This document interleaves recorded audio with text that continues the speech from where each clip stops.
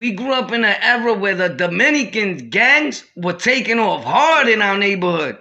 Yeah, they were all Dominican, and that's how I want to start my other story. When I got locked up from 2000 to 2002, then I came out and I came straight out here because I was having beef with the Dominican because most Dominicans, if people remember, were Netas or Kings in the beginning.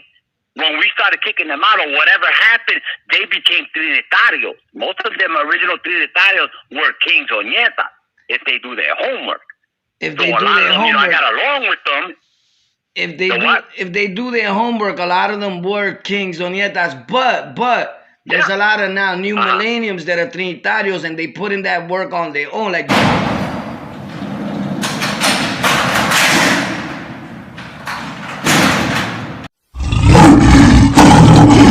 you gotta give them their props too. I know you do, but check this out. But that's what I'm saying. But with all that being said, I recall the Papi Chulos coming up, and they was putting in work, and I don't think that they were kicked out.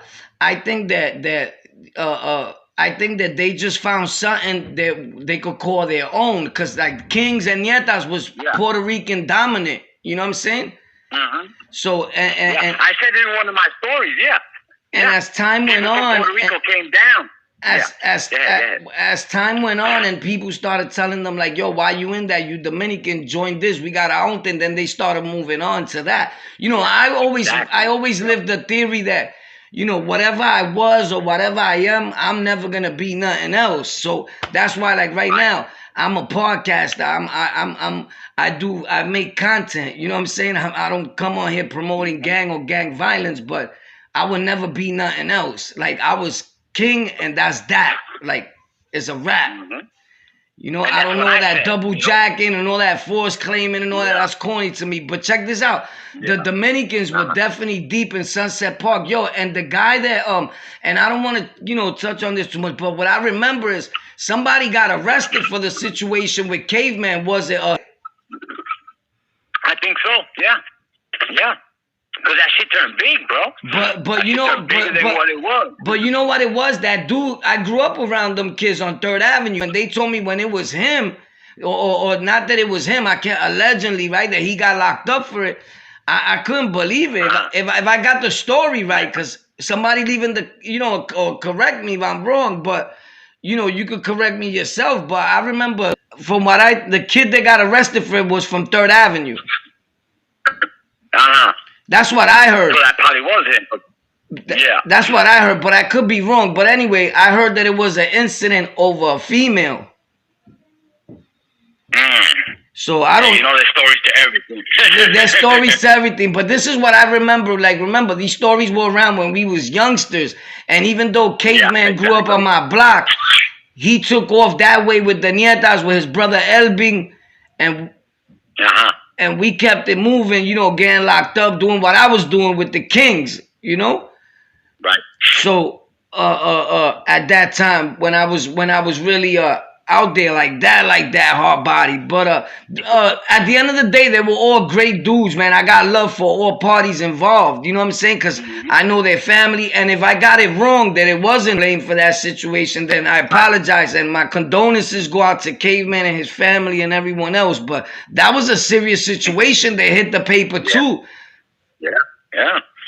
Yep, that shit was big time, man. That's why I really put the Sunset Park Netas on the map, because they put it Caveman Netas against Papi Chulos, this and that. You know, they named names, and I was like, oh shit, they named me motherfuckers. Yeah, you know what? A lot of times the media promotes gangs more than anybody else by the way they put it, and it actually makes it more famous. Yeah. Like the only reason why these gangs look so big right now, they might be big in numbers, but like on certain media outlets, people are telling stories, and it's mostly like, let's say, Bloods telling their story. So it looks like, wow, they so big, but we making it that bigger, the same way we make rappers that bigger when we keep naming them. Yep. You know? Yep. But anyway, and that's the shit, you know, I don't like, So you know, I remember you being like, people change. I haven't seen you like in person, like a person walking through 4th Avenue and all that with your bald head. And like, in like 25 years, probably more, bro. Centuries, yeah, centuries, bro. It's been a minute. Cause I left Sunset Park in like '92 or whatever. Cause after '92 was my run. You know, because I went upstate and then I came down from Marcy. I went to Phoenix House. I was in Marcy. In '94 around there, '93 or whatever. Oh, my bad. I'm mistaken Marcy with Misstate because of the M.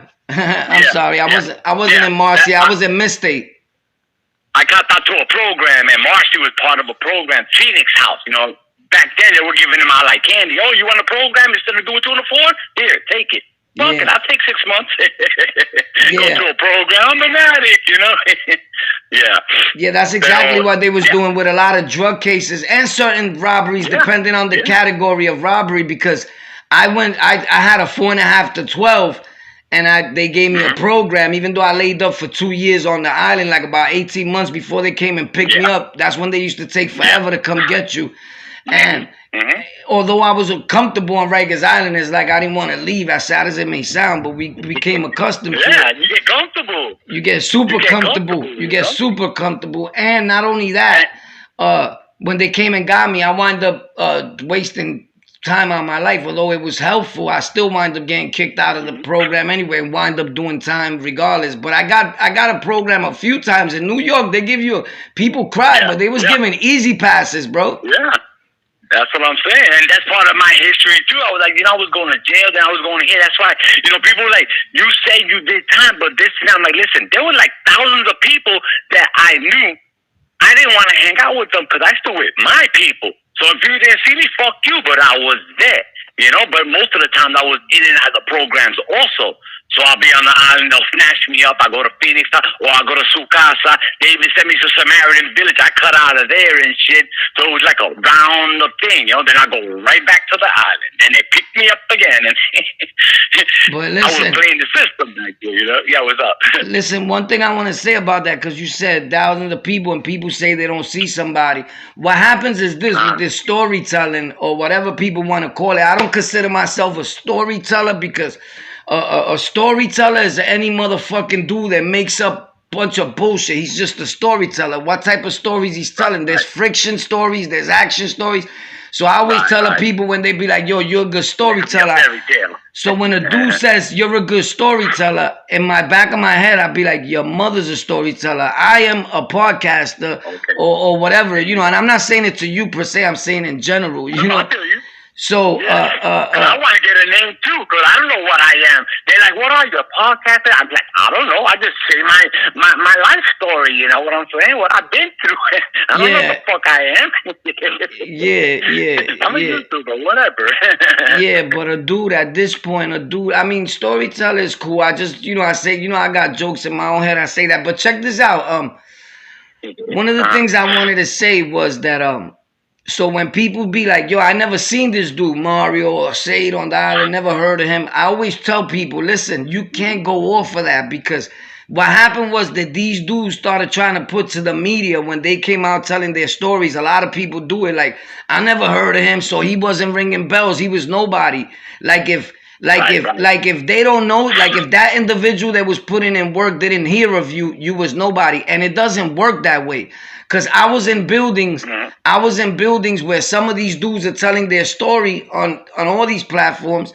And I'm like, I never seen him. I never heard of him.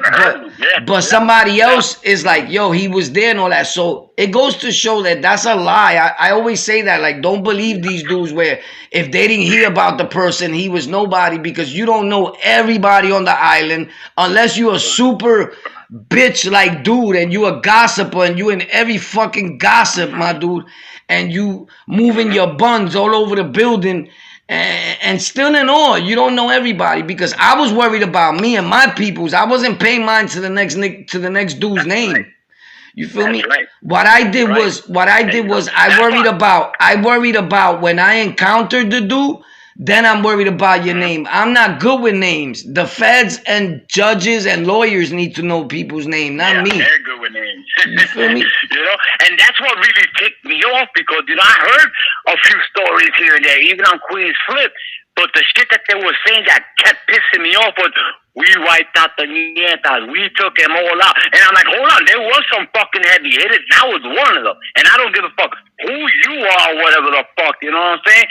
When I seen whatever, you wasn't doing shit. And I wanted to do it on live and tell the truth. Well, this is what I've seen. Like what I'm going to do now with Shaquell, you know what I'm saying? One day we busted him in C-73. He came through our meeting and shit, thinking he all hard, and we bum rushed him. But nobody's talking about that they got hit up by Netas. They saying that they hit Netas, they took them out and all of them are soft. Fuck that shit, bro. All of us wasn't soft. We had some hitters. There was a lot of them that were soft. They were pussies. I could say that. Because I stripped them myself. But, I just want to set the story straight. Netas were there too. It wasn't just blood and kings going on because I was there and I shed blood for this shit. So, yeah, I understand. I'm like, hold on. Yeah, I understand dudes wanting to speak up for whatever they was involved in because I understand it. But let me tell you my outlook on everybody telling their story, right? Because technically, and I want to say this with all humbleness and with all fairness, bro, because it could come out. You're my brother, bro. No, it could come out as cocky when I say, I'm the one that started Rikers Island Stories.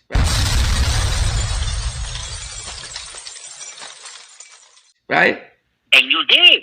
I've been here for a while, but I just, I was like, he's familiar to one day. You said it on live. You're like, yeah, I got this tattoo that looks like a brother. I'm like, that's OB, bro. And I called on quick. I'm like, tattoo that nigga is, Yeah. But at first I was like, dang, he's from Sunset, and I was listening to you on Tuesday. I'm like, oh, right, Sunset Park. But I didn't know who you were, because you look different. Back then you were mad young. I mean, we're talking about the 80s, Papa, a little bit 90s here and there. Yeah. 93, I was gone. So what I'm going to say is this, that, so when they, let's say me, I started telling Rikers Island stories, and cool, I understand it opened doors for a lot of people to tell their story. It's cool. But when I seen people telling their story, what happens is, because you mentioned the QUEENZFLIP show, right? And I have nothing against people telling their story. What I have something wrong with was the way people did it. Cool. Whatever's done is done. I talked to some of them dudes today. And right. And I'm not gonna invite them to my house for dinner or nothing like that, but we cordial. I don't disrespect you, you don't disrespect me. You know what I'm saying? Some of them have gotten mad and left like a little crazy comment on my thing. I didn't even pay no mind because I said something to hurt his feelings, and I get it. But now you understand how you hurt other people's feelings. The thing is this, that when you talk and you telling a story and you have, like, if I'm using the right word, no rebuttal, like, okay, we was dogging them, stabbing them up, but they also would do, so people stay with a taste in their mouth, like, they put us like if we were just punks. So I get it, but listen, the thing is this, in order for you to want to start a certain gang and you fighting oppression, then somebody was beating fire out of you, oppressing you. People are not listening. So I get it. But they with saying that, they saying the Kings were putting work on us. So we had to defend ourselves. And they wasn't there to tell the part about the Netas and the part about the Kings. They were there to big up their own set and their own gang and tell their story. And I get that. Today I get that. When I first saw it, I was pissed. And I think I'm still pissed today, but not pissed where I'm going to talk about it or where I'm going to go out and look for one of them to hurt him like when I first saw it. Right. So right. So I have more of things, people grow, we understand each other. I see that maybe he didn't mean it this way. I have different outlooks in what an interview could lead to and what even the interviewer could be steering you to say at times, right? So I say all that to say that I understand, because when that happened, a lot of Netas hit me up like, yo, let me tell my story. Yo, let me tell my side, bro. The dudes are bugging.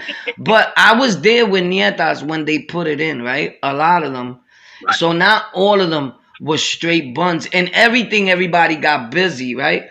I mean, bro, if you want to be technical, the Bloods were getting worked on more than anybody. So it's like it's like, all right, you told your story about, a lot of people feel that certain people won a war, and I get it, cool, I'll leave it at that. I said my part. Like, you can't win a war when a peace treaty signed. There wasn't nobody saying, all right, you beat us all up this month, let's please stop. No, it was like, yo, we gotta stop this. A lot of our people are getting hurt. That's two grown men or a few grown men coming to an understanding. So where people say that they won a war at or whatever, that's on them. I never felt that way because I'm still alive. So with that being said, people don't understand that telling these stories, you could spark something that could trigger other people still getting hurt today in 2021. And this is why sometimes I talk about it, because some people have no chill. Like, let's say like a dude like you or anybody, and God bless you, and I wish everybody the best, right? Because you would tell your side of the story. Let's say, like you said right now, you're going to talk about who? Shaquell? So let's say you telling Shaquell's story. All times we don't think about this, right? I seen Shaquell a few times, I think, talk on a video. And for my understanding, if I'm got the right dude, he did say a few times, nah, Kings and certain Netas were putting in work, a lot of work. I think if I got him right, the right dude, I could be wrong. But but what I'm saying is that, let's say when you say your story and you're talking about Shaquell, anybody, here goes another dude that looks up to Shaquell. Let's say Shaquell, whoever it may be, whoever it is, let's say, to get off his name, because I don't want him to feel like I'm talking about him, because I'm not. You know, I'm not in a, because I don't talk about people in a bad sense. That's a good example about the Wildcat shit. That's a good thing about it with the Wildcat thing. Somebody brought it up, and I made another video on it. But so I say all that to say that when you name people, right, it opens a door. Let's say that person is not in New York, but you don't know right now that he's one of the biggest leaders in the set or whatever, even though you may not care, right? I'm just saying, for example, people don't pay mind to this part. And now there's people watching the video the same way you think there wasn't Kings or Netas in the world watching that QUEENZFLIP or any video and saying, okay, cool, now I know these 5 or these 6. If I ever see one of these dudes, I'm twisting you. Yeah. Right. True. That's true. I think about that too. Bro. Out here. Just because I'm out here don't mean that I'm hiding, and you know what I'm saying? But anybody could find me, you know? Oh, yeah, you're talking a lot of shit, this and that, and boom. Listen, I like to say that to people, because oftentimes a lot of dudes think that, and I'm not saying you, they think, oh, I'm going to just come on telling stories and I'm going to diss everybody so I could get plugged in and get clout, not understanding that people are watching you and seeing you, and there's people that don't say nothing online, don't comment, don't nothing. They just watch. They're just listening, yeah. And they just listening. And some of these people may be sane, and some of them are insane. And when they see you, that same beef, that same work you said you put in on their bros is in their head. So this is the thing that people got to try to understand. If we all just telling stories, then we telling stories. But somewhere in the world, there's somebody that don't feel that you just telling a story. They taking that you hurt their people very deep. So these stories, and now they want revenge. Right, they want revenge. These stories could be good. At the same token, they could be very hurtful to it. It could create a lot of harm at the same token. So I understand both aspects, but at the same time, movies do that same act. So do we ban movies? Right. I don't know. So I'm just saying, at the end of the day, it's not really our fault. I think movies have put out more harm to our people than just us telling stories. But I respect everybody's opinion. I respect everybody's story. Everybody has a story. Everybody's unique. Everybody got their own story. But I think that once you start getting older and making content, like time goes by, you start getting better with it. Like, okay, you start being aware that, number one, you can't just cater to one audience. Like, I was Blood or I was Nieta, and I'm speaking up for these people. That's because that's the only people you're going to have following you. Okay. Like me, I always say, I'm not a gang member, bro. You feel me? Mm-hmm. I'm here doing what I like to do. Podcasting, blogging, doing my little show, and that's that. I didn't come on here to promote gangs or none of that. I came to tell you the story and to stay away from it if you don't want to end up dead.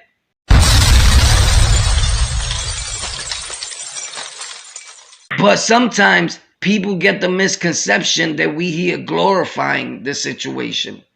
Because sometimes I do get in my feelings and I'm like, yo, F that, and I understand that, and I'm getting better at that. That's why I said today it don't bother me. You know, I just look at it like he's telling his story. I could sit here and tell a million stories of thousands of bloods that we put in the hospital, thousands of other gang members that I got put in the hospital that I seen. Sometimes I tone the stories down because I know how harmful or negative impact you can make on the youth